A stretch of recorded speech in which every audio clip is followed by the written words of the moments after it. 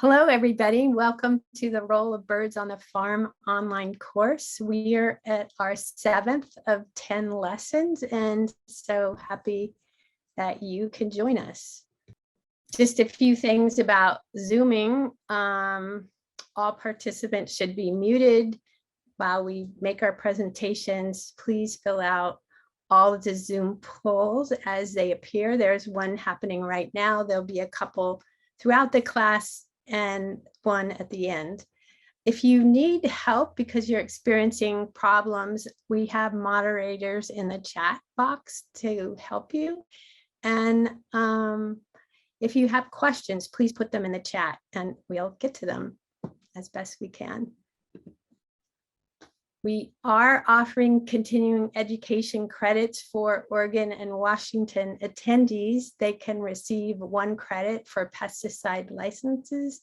If you do want to get that credit, you need to participate with this live event. And let's see, you could message Brian at Brian F, as in Fagundes, Brian F at wildfarmalliance.org if you'd like credit for today's session. So today we're talking about making the most of birds' diet and foraging strategies. Just to remind you, there's a few more lessons in this course. In a couple of weeks, we'll be having 2 speakers discussing Farmscape and landscape features. Then we'll have, in a month from now, another session called Seeing the Land Through the Eyes of Birds. And our final lesson in this course is prioritizing what birds prefer. So here's the agenda for today. And I'm going to give a quick intro and then hand it off to Wendell Gilgert, who will give the first presentation. And then I'll give a presentation. We'll come back together and have answer some questions and have a discussion before we conclude. So Wendell is a stewardship ecologist and worked for Point Blue, is a Point Blue Emeritus right now, but has a deep knowledge of conservation, worked for NRCS for over 30 years. So, it's delightful to have Wendell here. And today's learning objectives are beneficial roles birds play based on when and how they eat and where they forage, insectivorous, carnivorous, and omnivorous birds, and what they eat, where birds forage in the air, in trees, and shrubs, and on the ground. And then determining what types of birds to support based on how they forage and what they want to eat and where the pests are.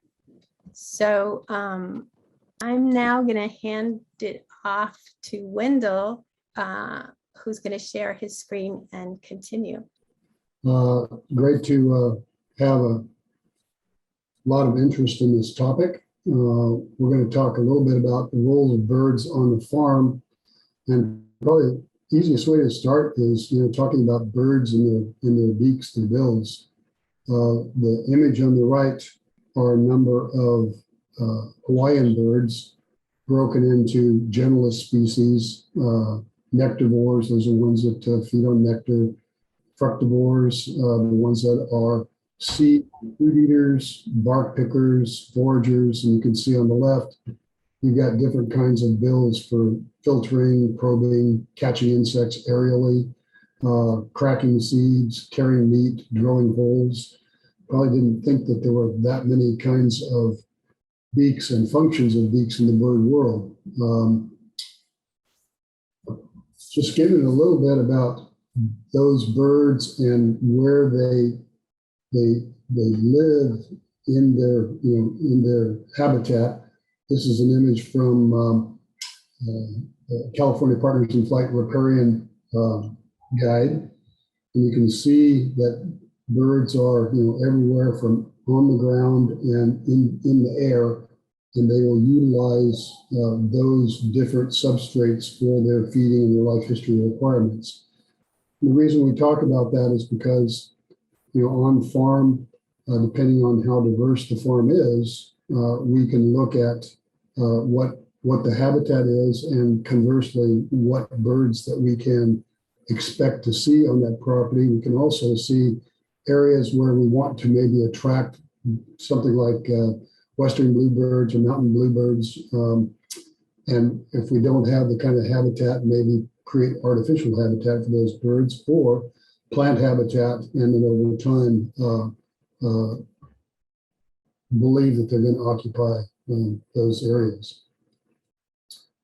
So we're not just talking about the role of birds on the farm in a particular, just in the spring or the fall. We're talking about the entire year. So, along about now, we've got the migratory breeding birds have arrived and are on the nest, and in many cases have fledged their young, maybe even initiating a second nest.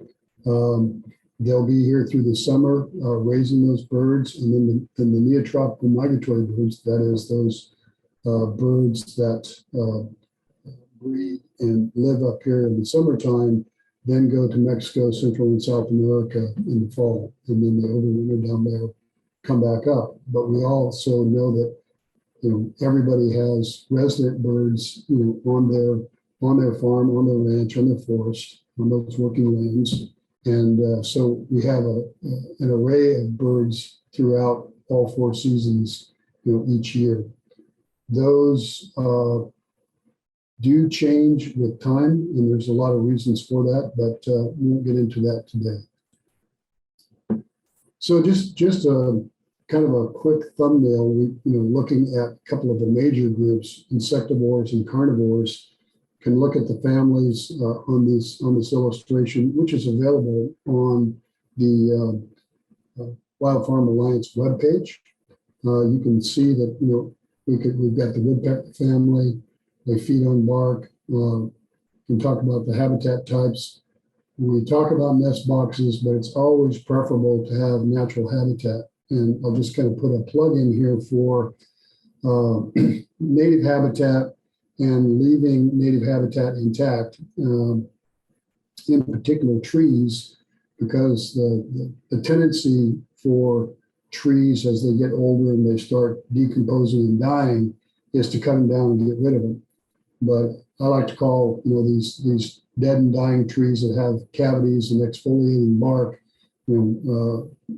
condominium trees, because you see a lot of different kinds of not only birds but bats that will go down behind the exfoliating bark to roost at night and have a place for the summer, particularly if they're migratory bats. So leaving those trees for the cavities, for the perches, for raptors are really very important. We can substitute that with wildlife structures, and we'll talk about that a little bit later, but it's always best to leave that natural habitat intact unless it's creating some sort of hazard. And of course, over on the right, we're very familiar with the carnivores. Those are the hawks, the owls, but what people may not think about is the herons and the egrets are also carnivores out there working on the land. And then there are the shrike family that are feeders primarily of other animals. So just as an example, again, as insectivores are those that are feeding primarily on insects. So we have the flying insectivores like the flycatchers and the wood warblers. And you see examples here of ash-throated flycatcher and willow warblers. Again, keeping the natural habitat natural. We've got this ash-throated flycatcher on an artificial box, but we love to see them using native habitat. Some of the carnivores, we're very familiar with the great blue herons, the egrets that are out there. Many of you have owls that you're attracting to your vineyards, to your cropland, to take care of voles, mice, gophers in particular, and they're pretty voracious predators. There's also some material on our webpage, but also on the Wild Farm Alliance webpage, but also Humboldt State University has got a lab that is dedicated to research of barn owls on cropland, particularly vineyards. So there's a couple of locations that you can go seek more information if you're interested in that particular animal, in those particular crops. So the other groups are omnivores, which are they eat just about anything, and groundivores. And some of those birds are going to be really beneficial in springtime, but they also may feed on crops later.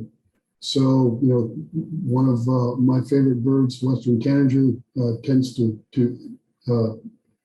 be a lot of insects, use a lot of insects, particularly for brood rearing in the springtime, but they can also be a problem on cherries and other fruit that's available for these animals. And of course, you think, well, what is a peck or two? Well, probably that if it has one peck on that cherry and one peck on that nectarine or apricot, it's probably not going to go to market. So if it's been used at all by the birds, then it creates that damage that becomes an economic liability. So you can see the different strategies of where these different birds feed. Most of these are on the ground that we have examples of here. But a number of them can be forage gleaners, so they glean off the forage of the different crops. But again, this illustration is those birds that are primarily insectivores, especially the first 3 to 6 weeks of their life, but can on occasion become predators on crops. One example of that is a brewer's blackbird. Brewer's blackbirds, tricolored blackbirds, red-winged blackbirds here in California often are found in mixed flocks. They are animals that tend to feed on the ground.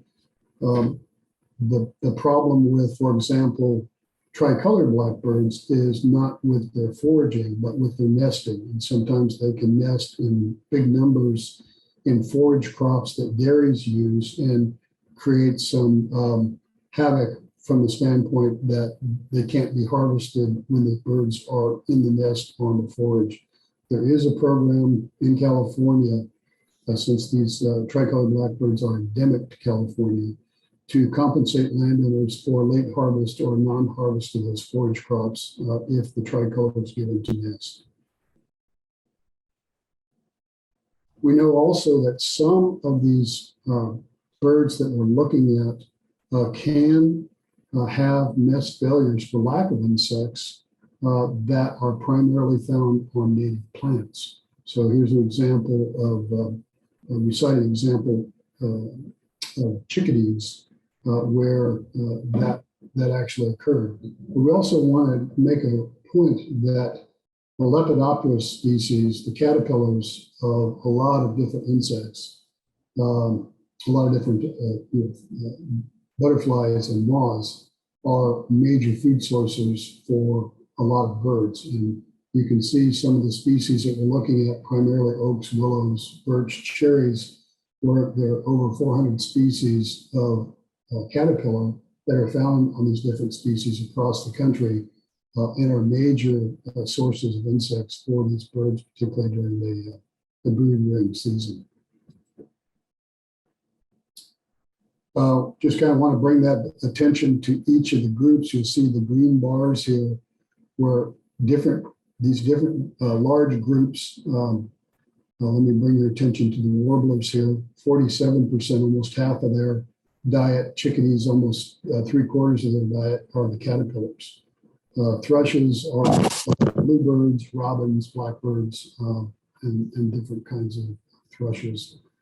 So you can see all except for the hummingbird, they utilize these caterpillars. So the relationship between the trees and the habitat and the bird's life history requirements, particularly when it comes to getting the chicks out of the hatchling stage and into the fledge stage, these caterpillars are extraordinarily important for those birds. The NRCS has a number of practices that can enhance what's going on your project, on your property. And you can also see in the projects that are the conservation practices that are listed here on the left. You can, if you get involved in the EQUIP program, the Environmental Quality Incentive Program through NRCS, you can get funding to help establish these practices, whether they're management practices, whether they're facilitating practices that facilitate the management, or they actually accelerate the practice. So we'll go into those just a little bit more. So the hedgerow planning is a big one where we know that birds eating the pest remove higher insect populations closer to the hedgerows. So the frequency of the hedgerows and the location of the hedgerows in and around the crop really does make a big difference. Prescribed grazing, we don't think too much about insect control on grazing lands, but I want to kind of go back up to this chart of caterpillars. And remember, we talked about 400 species on oaks and birches and prunes. And you can see a lot of these species we'll talk about, like western bluebirds here and the thrushes, about half their diet is caterpillar. And also, it's really important to look at some of the later season insects that cause problems, which would be the grasshoppers. So that's the blue bars here. And you can see that things like shrikes, the mimids like the American mockingbird, some of the other thrushes, sparrows in the East Coast, the cardinals and orioles can be really good friends to the rangelands where grasshoppers can reach infestation proportions.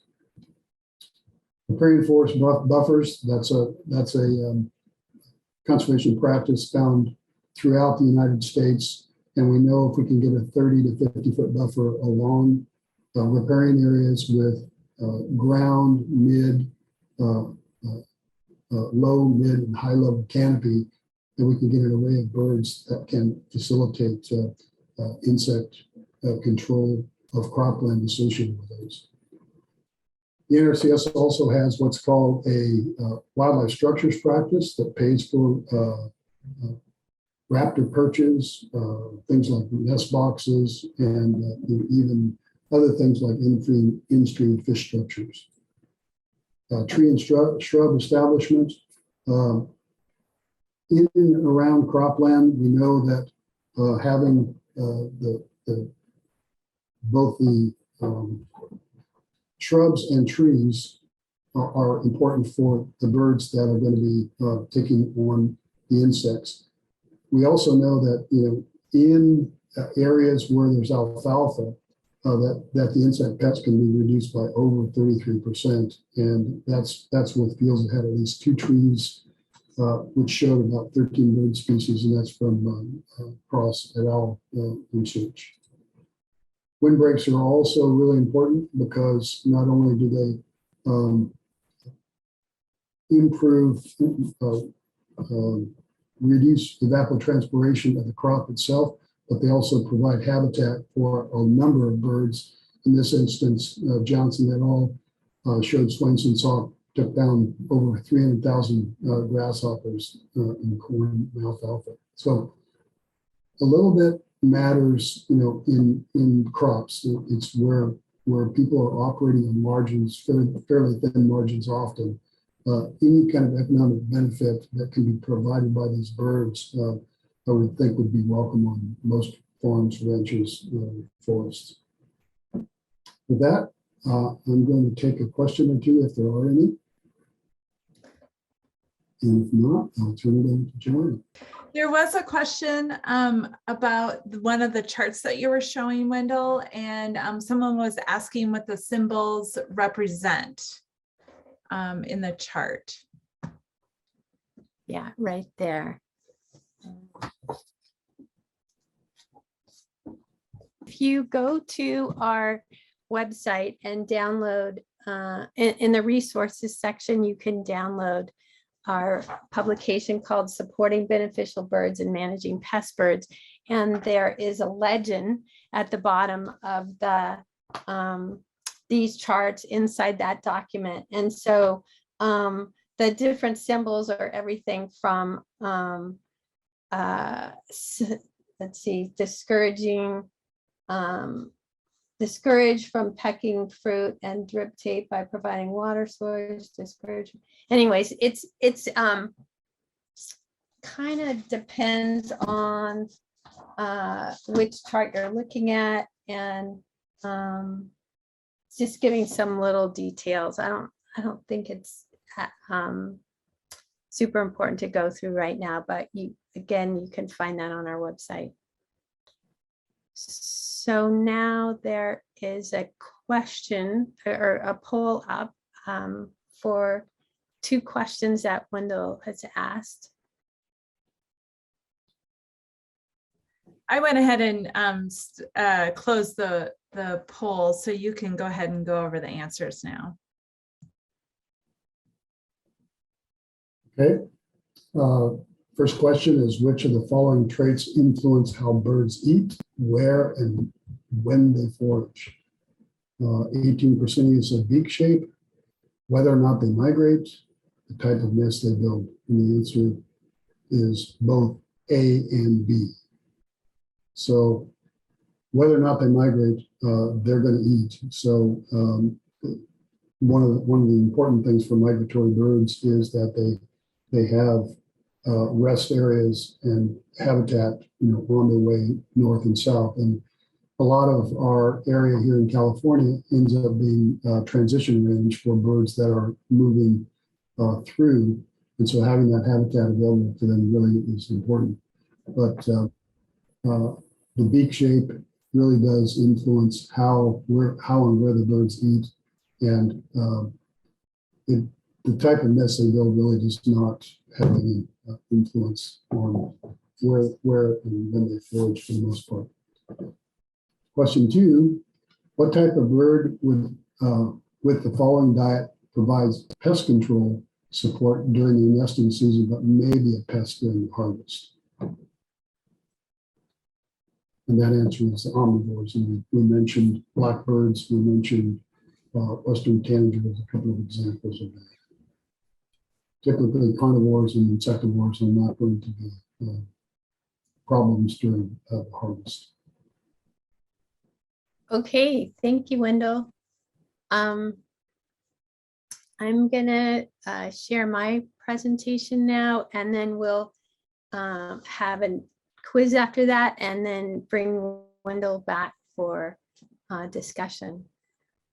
I'm gonna follow up on what Wendell's been talking about and focus in more on foraging strategies, because we want to consider how to make farms more bird friendly and resilient by looking at where exactly are they eating and what are they eating. And so, there's a lot of flying pests, both insects and birds, so pest birds. So who are the beneficial birds who are out there, and how do we support them? Likewise, there's lots of pests in orchard trees, and so we want to attract the birds that focus on eating pests, eating food in orchards. And then there's lots of birds that are lower down in bushes foraging or on the ground. This barn swallow in Eastern Europe was found to have 18% of its diet be this oil rapeseed pest, the cabbage seed pod weevil, that is at times is flying over that crop. And so it'd be great to support barn swallows, to help with that pest control. And you could do that by allowing the barn swallows to nest in barns, if that works for you. But there's other kinds of swallows that nest in cavities, like tree swallows here on the left, and or violet green swallows. which then means you could provide a nest box. But as Wendell said, you could also conserve those snags and live trees too that have natural cavities that the birds evolved with. On the right is cliff swallows, and they will build nests under the eaves of buildings. So allowing them to do that will mean you'll have more pest control. And this, the image on the left is from Blue Heron Farm, where the farmer Dennis Tamura says he sees an increase in pest control once the tree swallows show up and start nesting. Other birds that are eating pests in the air are flycatchers, and they are sallying out and then coming back to spots to perch from and hunt. And so the Pacific slope flycatcher needs vegetated habitat, trees and bushes to build its nest in. And the black phoebe will, like the cliff swallow, will build a nest under the eaves of buildings. So having these air foraging birds is a good thing because some life cycles of insects mean those pests are flying and perfect food for our avian friends. Then there's these birds that are eating pest birds in the air, the birds in the falcon family, like the Cooper's hawk on the left, and American kestrels. And again, the Cooper's hawk needs perches. They also need vegetation to build their nests in, whereas the kestrel is will use cavities. It will use nest boxes. There's the lots of insect pests in orchards, and of course there's birds that are foraging in trees. So putting those two together, we know that white-breasted nuthatches and Nettles woodpeckers help to reduce like 35% of calling moths in walnut orchards, in apple orchards.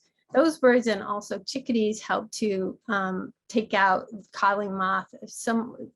Depending on the study, only 13% or as much as 99% of that were overwintering codling moth.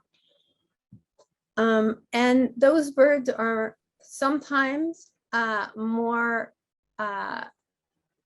sometimes they are there more often when we have habitat on the edges of the farms, and not all situations, but that's tending to be what the research is showing. In this study, in maple forests on the East Coast, Strong et al. Looked at how over 2 years, these black-throated blue warblers and other avian predators were taking out experimental caterpillars about 13 to 37%. And the thing about maple forests is sometimes growers will really manage that forest and only allow maples, but others will allow a diversity of species. And with that, you're going to get a diversity of birds, because just imagine if you only had one kind of bird there, they would only be helping with a few, however they forage. And the more diversity of plants we have, the more diversity of birds and their different foraging strategies. Here, the tufted titmouse was helping to reduce case bearer larvae and pecans and save growers millions of dollars. We think of the dark-eyed junco as being a ground forager, but they do, birds use shrubs and trees too, and big flocks of these birds have been documented to come through and help reduce pear psylla in pear orchards. And the bluebird is a great example of how you can attract a beneficial bird with nest boxes, and they will forage in the lower canopy in the vines and on the ground. And studies show that they eat sage leafhoppers, which are related to the blue-green sharpshooters, which can carry a vector, a disease that will kill the vines. So growers are putting up lots of bluebird boxes, which is great, but you can see in the back there's habitat. And if that was all cleared, there would be less diversity of birds, which would mean there'd be less different kinds of foraging. So let's keep moving this. Corvids will forage in trees and on the ground. We know that they'll eat almonds, but they'll come back and also eat the mummies that are left over unharvested and can support diseases and insect pests through the next season if not taken out, and have helped growers save money even when you compare it to some of the nuts that they have removed before. And in these studies, they've shown that having habitat around these orchards has helped bring in these birds a lot more.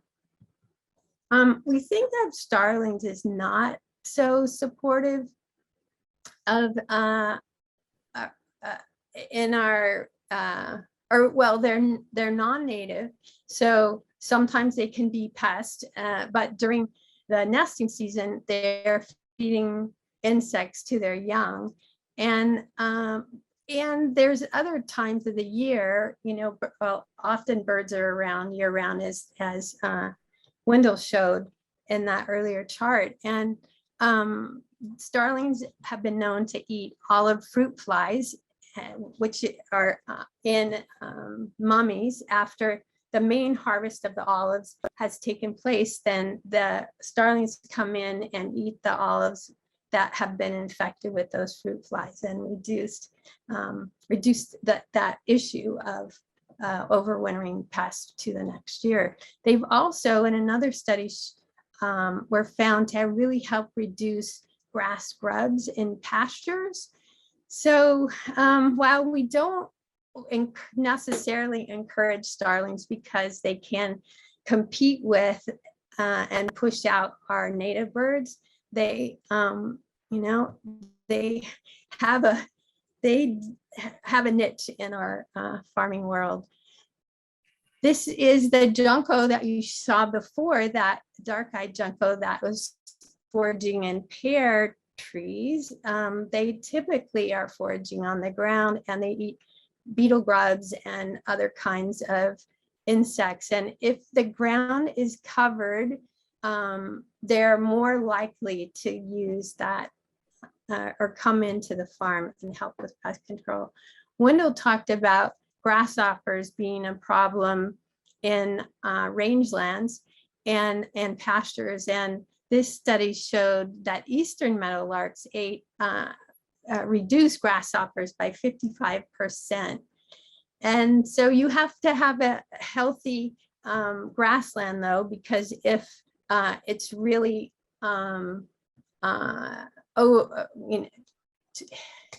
grazed hard, it may not support as many birds, and you may not have the birds there when pests move in.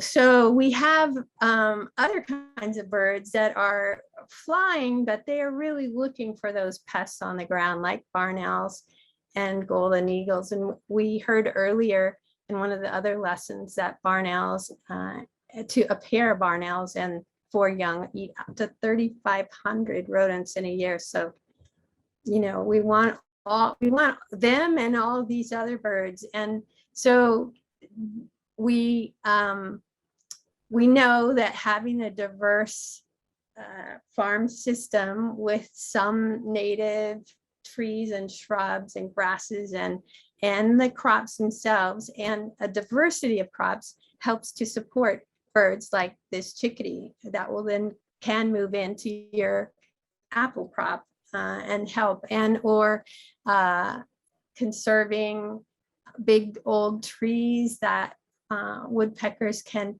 carve cavities out of helps to bring the woodpeckers in, but it also, those cavities are important later because the woodpeckers only use them one time and then, or usually, and then they, other birds will use these cavities. And so woodpeckers are one of the keystone species in the bird world because they build homes for others. Having these American kestrels want perches, so we can provide artificial perches, but having deciduous trees like this one available for them to perch on is going to be helpful for them. And they're perching up high typically, whereas this black phoebe is usually perching lower. They don't have to see as far to find all those rodents, or in this case, find the insects. And so they just need some place to perch, and that this is a lovely coyote brush that this bird is perching on right now. Barn owls, while barn owls do such incredible work, a lot of the rodents that they eat are coming from not just the vineyards, but also from natural areas. In the Napa studies that come out of Humboldt University, Napa County studies, they found that the barn owls were using the vineyards between 30 and 40% of the time for their foraging. So the rest of the time they're out on grasslands or in riparian or oak woodland. So having those around is really important. And this is a chipping sparrow. This is in one of our studies in the bird booklet, the Supporting Beneficial Birds and Managing Pest Birds, we talk about how they help reduce grasshoppers in millet, in a millet crop by 20-something%, along with some other birds in that study. And having the ground covered again is going to draw in a lot more birds than if it is just dirt, because while they might be eating grasshoppers, they could also be eating some other insects that aren't necessarily pests, but helps build out their diet and support them better. So we want to design a farm to make the most of the birds' foraging strategies, from foraging in the air, whether it's flight catching or diving down for rodents, or whether they're stalking, like Wendell talked about egrets and how important they are with eating gophers. And then the birds that are foraging out on the trees. So I have not been to this farm, but I have been to farms that have all these birds.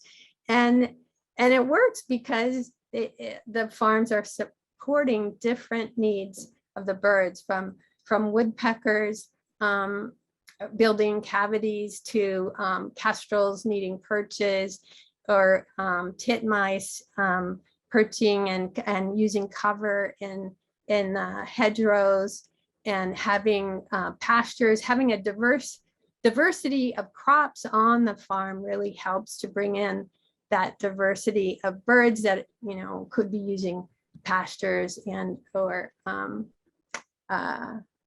fly catching and soaring through the air. So I think that was it. And I just wanted to share our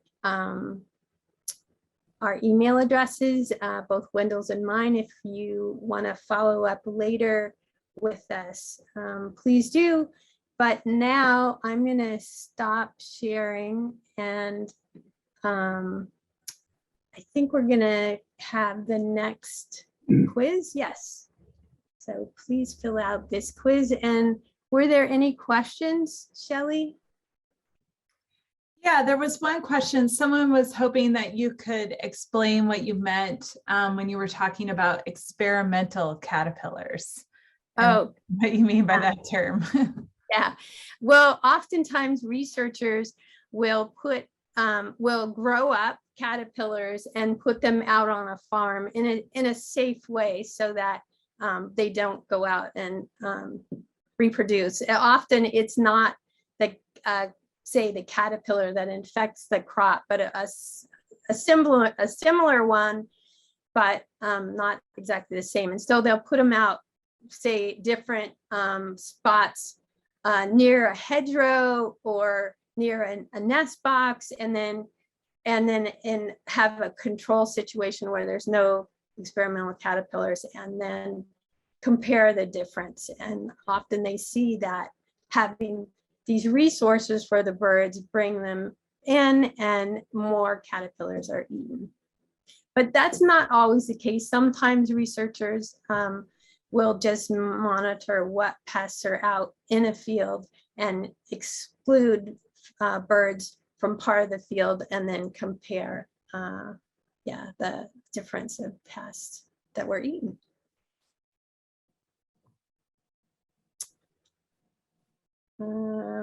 Okay, well, so I'm going to go over these questions. Where are the different places that birds specialize in? Foraging and air, tree, shrub, ground, and it looks like almost everybody got all the above. And then the second question, select which pests are eaten by different kinds of foraging birds. Codling moth eaten by bark foragers, blue-green sharpshooters eaten by lower canopy cleaners, grubs eaten by ground foragers, and all of the above was the right answer. So you all did really well with that quiz. So I'm gonna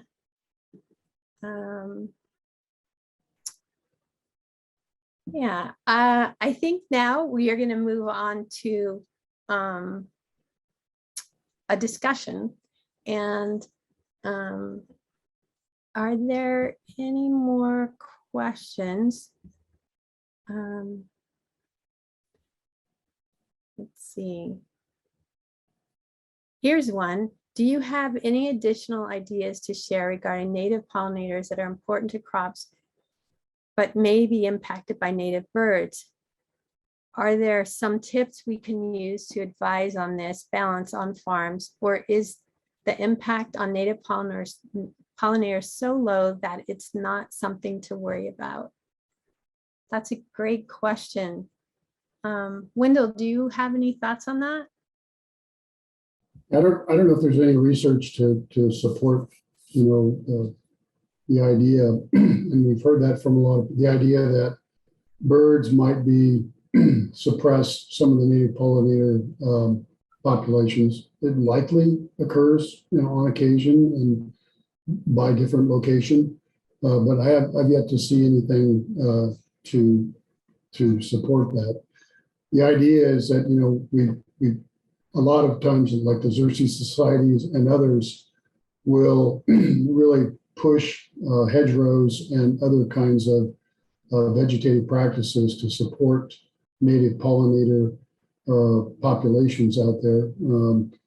But it also is going to attract birds. So we know that there's going to be probably some interaction. There's probably going to be some depredation on these pollinator larvae and adult butterflies, adult bees, adult moths, so on and so forth. So it's a great question. I don't have a great answer for it. Yeah, well, we know there are some kinds of caterpillars or pollinators like monarchs that don't taste good, but there's a lot of, as you saw, there's a lot of caterpillars that birds do eat. And I think the bigger message is that they all need food, and the more that we can support them with habitat, the better off, the better off they all will be. That kind of gets to the question of source and sink habitat for individual species of, whether it's a bird or a pollinating bee or butterfly, whatever. If you just do one hedgerow in a very discrete location, it may be someplace where either the bird or the pollinator, the insect, come and they don't have enough resources and enough area to reproduce, so it becomes sink habitat. Whereas if you include that with a greater array of vegetation in and around the farm that includes native vegetation and artificially, created hedgerows, trees and shrub plantings, windbreaks, where they're augmented, then you're probably going to have, kind of best of both worlds. Yeah, here's a question or a comment and a question. We have lots of tree swallows, barn swallows, and bluebirds, and our bees are disappearing. Do you think birds are eating our honeybees? Well, honeybees are having a lot of problems, and yeah, like Wendell, I don't know of any research that is documenting birds are eating honeybees. They have mite problems. They often can be have insecticides are affecting them. I know there's and often maybe not on your farm, but often honeybees are don't have enough variety in their diet.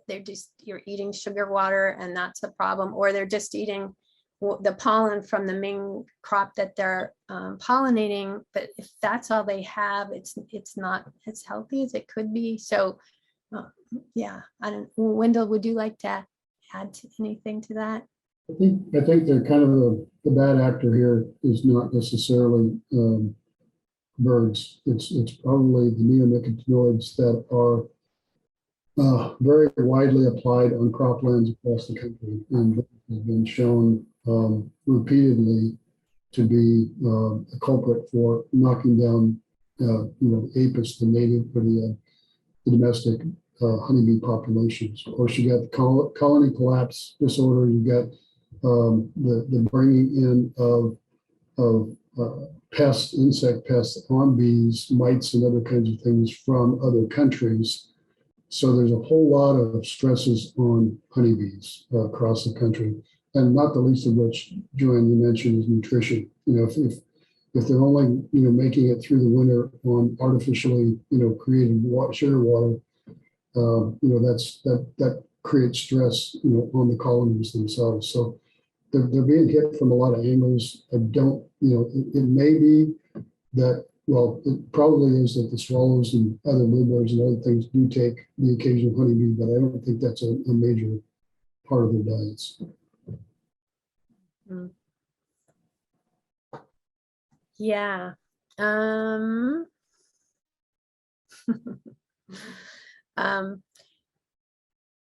Let's see. I don't see any more questions. And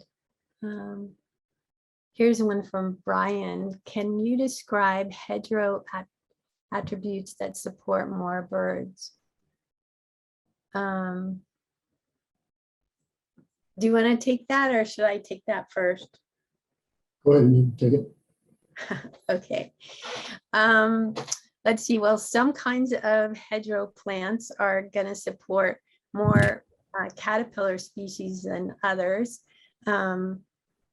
So there's the ones that like Wendell showed earlier, oak trees are really support a lot of caterpillar species. And there are some kinds of scrub oaks that you can put in your hedgerows if you didn't want a big tall tree. But if you put in some deciduous trees or bushes into your hedgerow, you will have some better perching structure for some kinds of birds. Some hedgerows, the denser the hedgerow is, and the more evergreen it is, the more cover there will be there for birds. More cover from. Actually, Wendell, I want you to expound, or would you mind expounding on cover, because you're so articulate about that.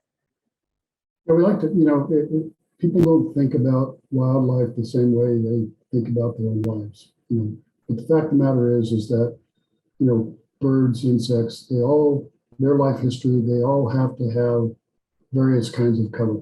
And the more kinds of cover out there, the more likely we are to see utility by different species of animals. So, for example, birds need thermal cover to stay out of the heat, either into, out of the cold or out of the heat, or out of the wind, out of thunderstorms. So they need escape cover to have, places to go to escape the predators. They have brood cover for when they're nesting. So you think about it, in your house, you've got a bathroom, you've got a bedroom, you've got a kitchen, you've got a living room, you've got a den, all these kinds of things. Birds, fish, every other animal out there has similar kinds of requirements for the different life history phases. So the more diverse that hedgerow is, so the wider it is, the more depth. So in other words, if everything is below 2 feet, you're not going to have near the diversity if you let shrubs grow, up to 5, 6 feet, or you let trees grow, even taller than that. And the width and the juxtaposition to other habitat, all those things, accrue to make those habitats more biodiverse. And that includes putting in owl nest boxes or raptor perching devices. So there's all kinds of ways you can have just a straight shack kind of a building, or you can have like a real nice condo that's got everything that you need. So it's the same thing for these animals. That the more diverse the habitat is, the more biodiverse the biological response is going to be, both plant and animal. And also it can become a source habitat where animals go and reproduce and they disperse to other places, as opposed to sink habitats where animals come in and over time they disappear because the habitat doesn't support their life history requirements well enough. Well said. Wendell, we have another question that I think you could answer really well about birds and livestock. Have you any idea about birds that are beneficial for livestock and grazed areas for parasites or something else? What kind of birds are more common in grazed areas? Maybe mostly birds that eat insects, they're asking. Yeah, that's kind of a wide open question, kind of depending on what kind of, where you are, if you're in California, if you're in, Wyoming, if you're, in Atlanta, or Georgia. So, but primarily the swallows are going to be one of the major insects that, or one of the major birds that are going to suppress insects. I've seen numerous times where cattle are down in riparian areas in summertime, and they're swarmed by flies and other kinds of insects. And the swallows, just clouds of swallows are over the top of them, just feeding on those insects that have attracted to the livestock at different times of year. So definitely know that those aerial foragers like the swallows are really a benefit for sheep and cattle and goat operations that I've actually witnessed. I don't know about research, can't cite a paper that covers that, but just observational science is what I would rely on.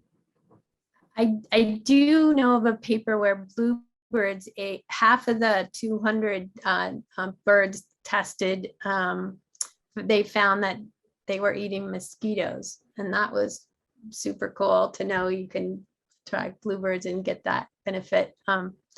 I've also seen another study, which, because they were asking about parasites, where scrub jays were eating ticks off of deer. Now, I know deer aren't livestock, but you might imagine that they would do the same. I know there's birds in Africa that specialize in eating ticks. So some of our birds do too. I don't know how common that is though for livestock. I mean, I've actually seen cattle egrets on cattle, and I think that they're foraging on the insects that are on the different bugs that are on the cows themselves. I think there's a relationship there. That's probably why they're called cattle egrets. So I think there's definitely a group of birds that are associated with livestock that can benefit livestock. by reducing the insect pests. Yes, well, we're running out of time, and I think we want to share with you the, One more question. yeah, yes, go ahead. Yeah, there's one on mosquito abatement, and that's a really tough one. It's very political. It happened in the town, in the county I lived in. We had ongoing battles with the mosquito abatement because they just, they sprayed, on their own schedule, and so that ends up, for the most part, being a political issue where you live, where you have to have conversations with mosquito abatement about, what are the thresholds for when they start, doing their spraying and so on. So I don't have a good answer for you. Yeah, well, that was a good answer, though. I think we probably should wrap it up now. Thank you so much for speaking today, Wendell, and for all the audience and participating.